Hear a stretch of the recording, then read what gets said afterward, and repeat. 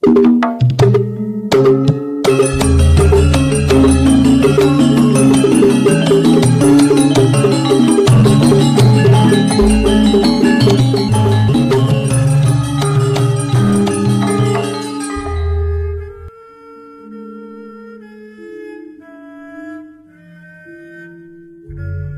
Ibu, para kadang kinasih simbah-simbah lan adik-adik, para rama, suster, bruder, berkah dalem Gusti, sugeng rawuh wonten ing PDSK channel menika.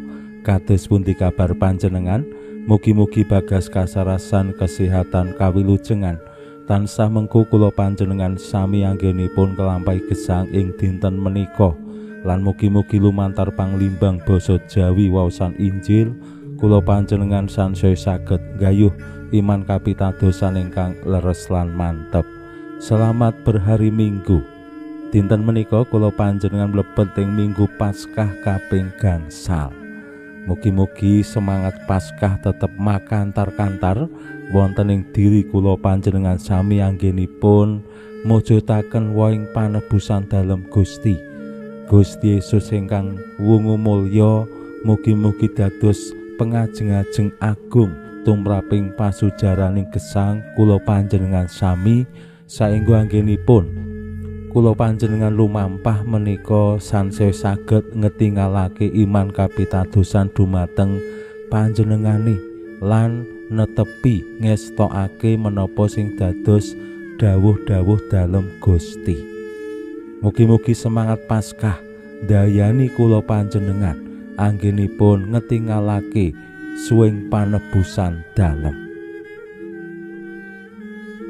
Lan lumantar waosan Injil dinten menika kula panjenengan kaparingan pitedah dening Gusti Yesus piyambak kados pundi ngetingalake karakter murid-murid dalem sing khas, sing mencolok lan adamel pesonaning gesang tumraping sesami.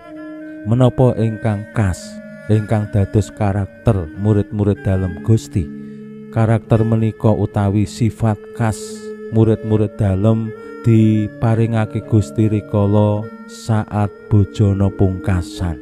Gusti paring wasiat agung kados pundi kedahipun para murid bangun gesang. Menapa menika? Monggo kita pirengaken sabda dalem Gusti ing dinten menika lan kita wiwiti kanthi sembayang sawetawis. Konjo ing asma dalem Hyang Rama saha Hyang Putra tuwin Hyang Roh Suci. Amin. Suawi sami munjuk. Gusti Yesus sabda dalem Hyang Rama ingkang sampun manjalma mugi karsa ngandika dhateng kawula wonten ing asepen ing telenging manah kawula. KBKO kegiatan lan panglipur ingkang manjing ing sabda dalem kapenuwana kawula mawi roing kawicaksanan dalem. Mugi-mugi srana anggen kawula maos lan mirengaken sabda dalem kawula sansaya nunggil ing sampeyan dalem. Amin. Waosan Injil kapetik saking Injil Yohanes bab 13 ayat 31 ngantos dumugi 33a, kalajengaken ayat 31 ngantos dumugi 30 gangsal. Sawise Yudas lunga, Gusti Yesus ngandika, "Saiki putraning manungsa dimulyakake lan Allah dimulyakake karana panjenengane.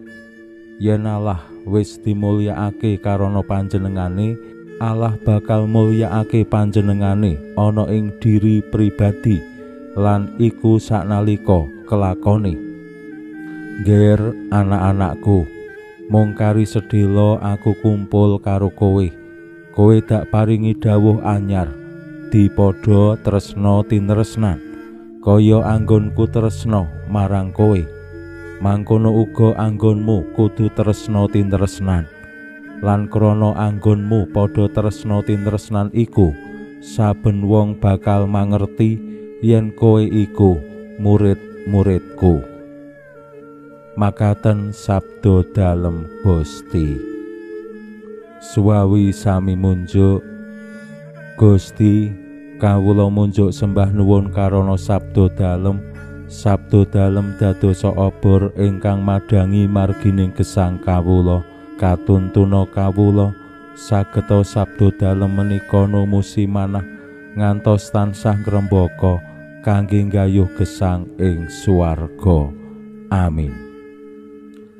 Bapak Ibu para kadang kinasih simbah-simbah lan adik-adik, waosan Injil ingkang cekak aos ngetingalake Gusti Yesus ing bojana pungkasan sak sampunipun Yudas ingkang nyidrani Gusti kesah. Gusti lajeng paring pangandika sing penting, awit Gusti ngendika bilih kantun sedhela anggenipun kumpul kalih para murid dalem. Gusti bakal seda lan ing sakmangke wungu mulya mekrat dhateng swarga. Anggenipun gesang boten malih kados saderengipun Gusti seda ning gesang mulya lan ngamping-ngampingi para murid lumantar Hyang Roh Suci, boten malih sacara fisik. Lan ingkang dipun dadosaken tilaran utawi wasiat dening Gusti inggih menika dawuh enggal dipadha tresna tinresnan. Lan kanthi rawa Gusti Yesus ngendika bab dawuh menika, awit dawuh menika dawuh sing penting banget kangge srana ngetingalake bilih para murid menika murid-murid dalem Gusti Yesus. Benten kalian muridipun tiang-tiang Parisi, benten kalian murid-muridipun Yohanes Pembaptis utawi guru-guru sanesipun. Mila tumraping para murid lan kula panjenengan sami, gesang dipadha tresna tinresnan menika dawuh sing pokok, dawuh sing mendasar. Ora mung ing bab omongan, awake dhewe apal nggih hukum utama menika tresna tinresnan, ning mangejawantah manjalma ana ing uripe awake dhewe.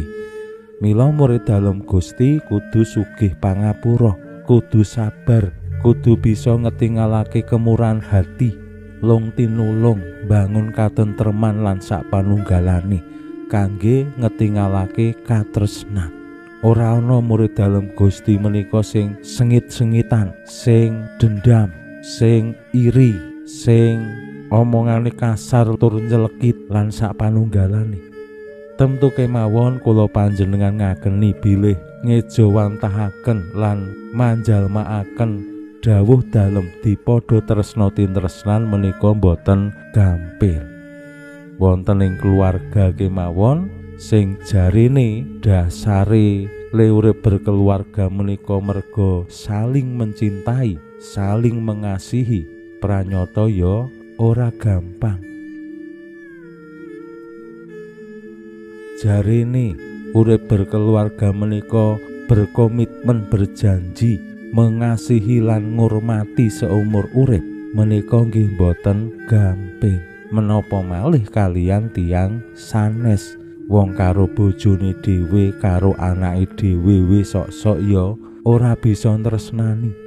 Saking menapa kok ora bisa tresnani? Langkung-langkung mirungganipun ing jaman menika merga awake dhewe terlalu egois, luwih mentingake ngepenke egone awake dhewe.